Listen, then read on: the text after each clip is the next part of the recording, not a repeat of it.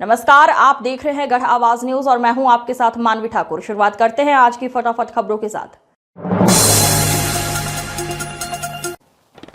Monsoon alert. मौसम विभाग ने देश के 13 से ज्यादा राज्यों उत्तर प्रदेश, बिहार और दिल्ली सहित में भारी बारिश और आंधी तूफान को लेकर अलर्ट जारी किया है।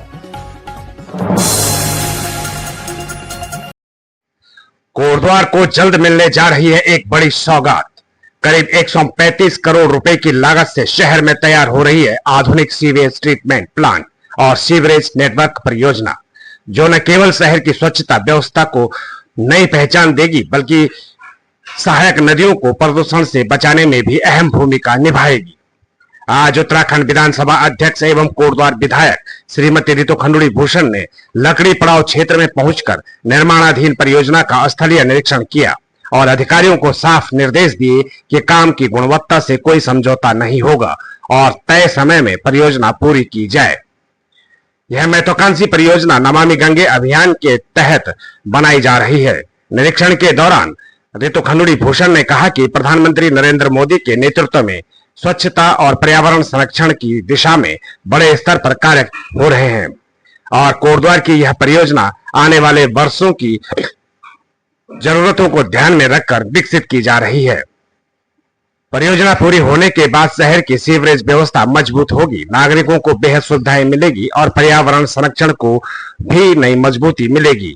फिलहाल सवाल यही है, क्या यह परियोजना तय समय पर पूरी होकर कोटद्वार को स्वच्छ और आधुनिक शहर की दिशा में आगे बढ़ाएगी? इस पर सभी की नजरें बनी हुई है।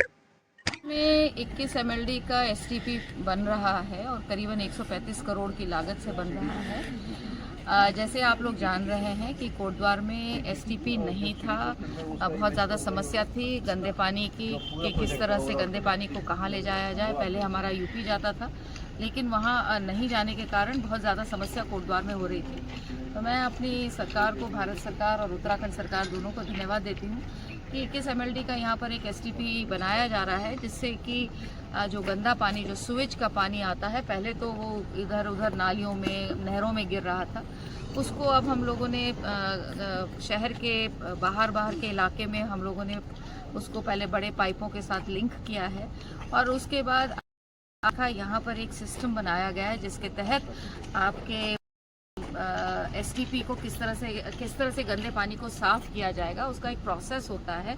उस प्रोसेस के तहत कंस्ट्रक्शन चल रहा है और 2 साल पहले इसको हम लोगों ने सैंक्शन कराया था, लेकिन ज़मीन का कुछ समस्या होने के कारण थोड़ा सा डिले हुआ है।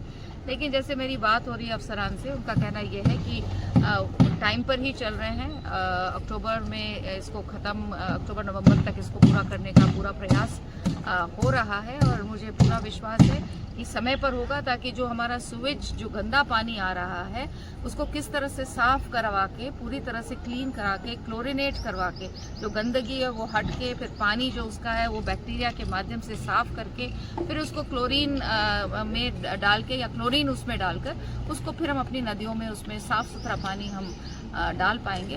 तो जहाँ एक तरफ हम अपनी सुवेज ट्रीटमेंट का कार्य कर रहे हैं, वहीं हम रिचार्ज भी करने का प्रयास कर रहे हैं। अपने जो पानी है, जो ज़मीनी पानी है, उसको साफ़ सुथरे पानी के साथ रिचार्ज करने का भी एक अच्छा प्रयास कोटद्वार में हो रहा है।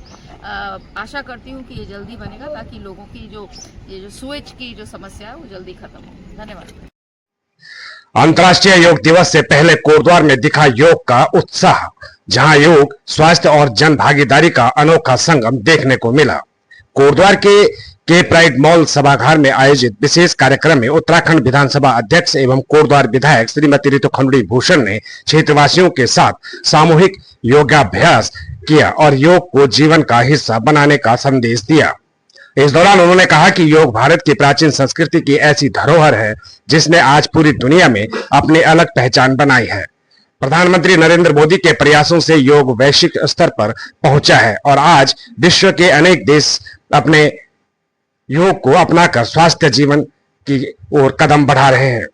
कार्यक्रम में उपस्थित लोगों को योगा मैट भी वितरित की गई और नियमित योग करने के लिए प्रेरित किया गया। रितु खंडूड़ी भूषण ने लोगों से 21 जून को अंतर्राष्ट्रीय योग दिवस के अवसर पर आयोजित कार्यक्रमों में बढ़ चढ़कर हिस्सा लेने की अपील की। कार्यक्रम में जनप्रतिनिधियों, सामाजिक कार्यकर्ताओं, योग प्रशिक्षकों और बड़ी संख्या में क्षेत्रवासियों की मौजूदगी रही। अब देखने वाली बात होगी कि क्या योग को सिर्फ एक दिवस तक सीमित रखने की बजाय लोग इसे अपनी रोजमर्रा की जिंदगी का हिस्सा बनाते हैं, क्योंकि स्वस्थ शरीर और संतुलित जीवन की शुरुआत योग से ही होती है।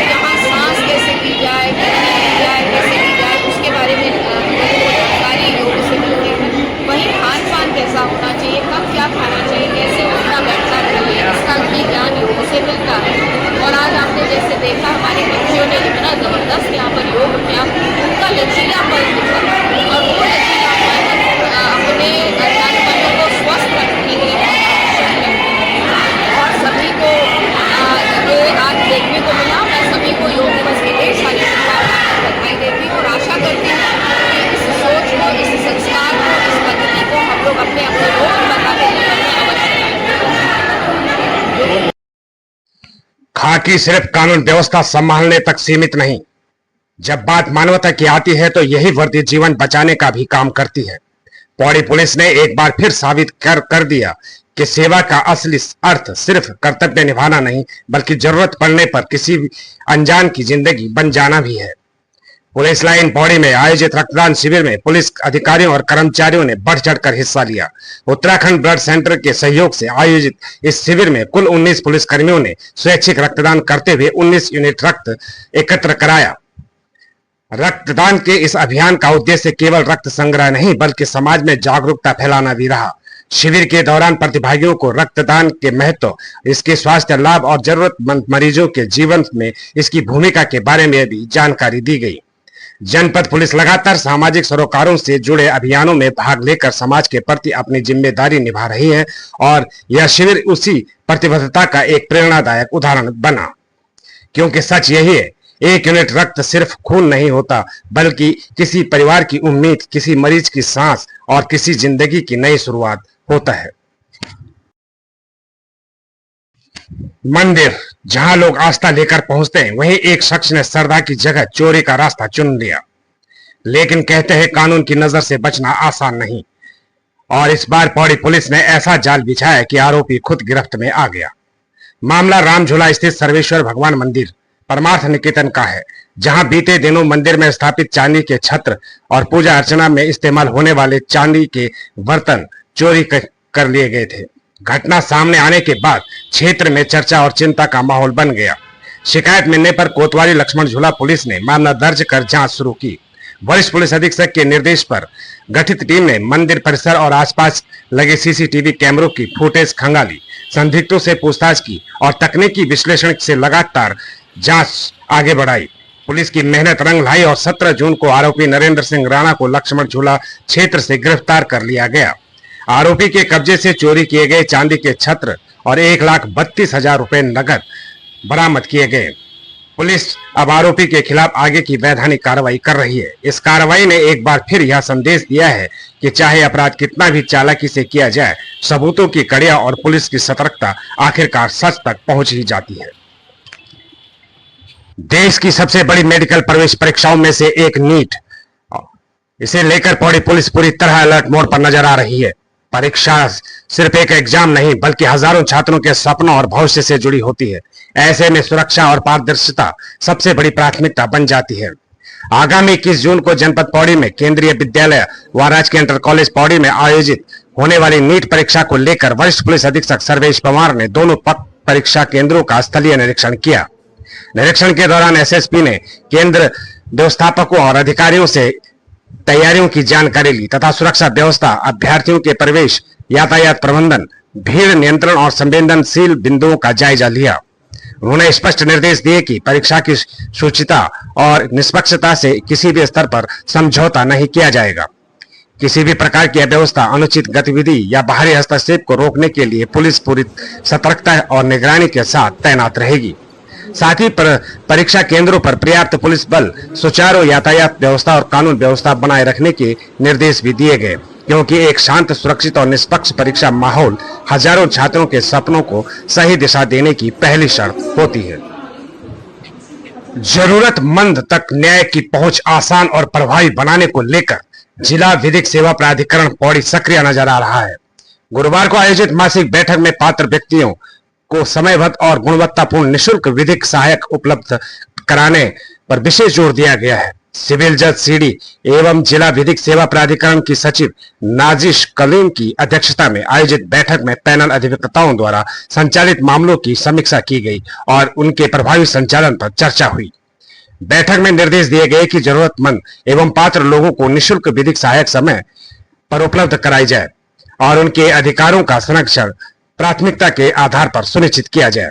साथ ही राष्ट्रीय एवं राज्य विधिक सेवा प्राधिकरण की विभिन्न योजनाओं के प्रभावी क्रियान्वयन और आमजन को उनके कानूनी अधिकारों के प्रति जागरूक करने पर भी बल दिया गया।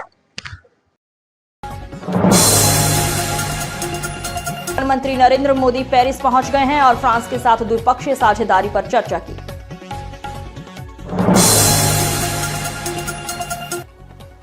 अमेरिका का बयान। अमेरिकी राष्ट्रपति डोनाल्ड ट्रंप ने बड़ा ऐलान करते हुए कहा है कि यदि भारत पर कोई हमला होता है तो अमेरिका पूरी तरह से भारत के साथ खड़ा रहेगा। सुरक्षा कार्रवाई। दिल्ली एनसीआर से आईएसआई मॉड्यूल के 5 और सदस्यों को गिरफ्तार किया गया है, जिससे पकड़े गए कुल सदस्यों की संख्या 8 हो गई है। खेल जगत। भारतीय क्रिकेट टीम ने शानदार प्रदर्शन करते हुए अफगानिस्तान के खिलाफ वनडे सीरीज अपने नाम कर ली है।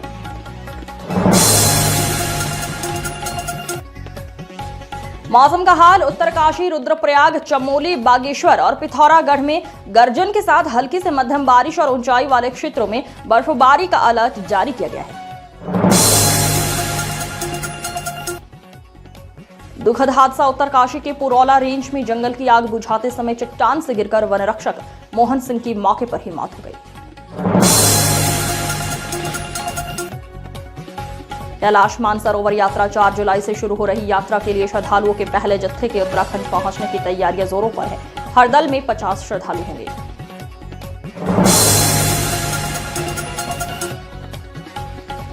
महिला टैक्सी ड्राइवर। राज्य की एक साहसी महिला टैक्सी ड्राइवर की कहानी सामने आई है, जिन्होंने पिता के निधन के बाद परिवार का खर्च चलाने के लिए स्टीयरिंग थाम लिया।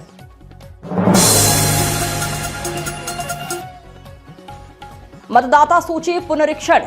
देहरादून में मतदाता सूची के विशेष गहन पुनरीक्षण अभियान के तहत 18 जून तक 100% फॉर्म वितरण और डिजिटाइजेशन का लक्ष्य रखा गया है। आदि कैलाश यात्रा मार्ग पर स्वास्थ्य सेवाओं की कमी को लेकर चिंता जताई जा रही है, क्योंकि अब तक स्वास्थ्य संबंधी समस्याओं के कारण 3 यात्रियों की मौत हो चुकी है। हिंसक झड़प। चमोली के कर्णप्रयाग में भोजन को लेकर होटल कर्मचारियों और सिख यात्रियों के बीच हुए विवाद में कई लोग घायल हो गए।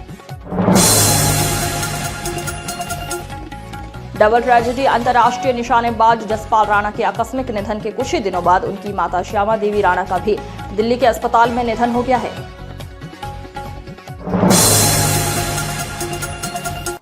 ऐतिहासिक बहादुरी। दून के एक ऐसे परिवार की वीर गाथा सामने आई है, जिसके 5 भाइयों ने एक साथ 1971 की जंग में देश की रक्षा के लिए लड़ाई लड़ी थी।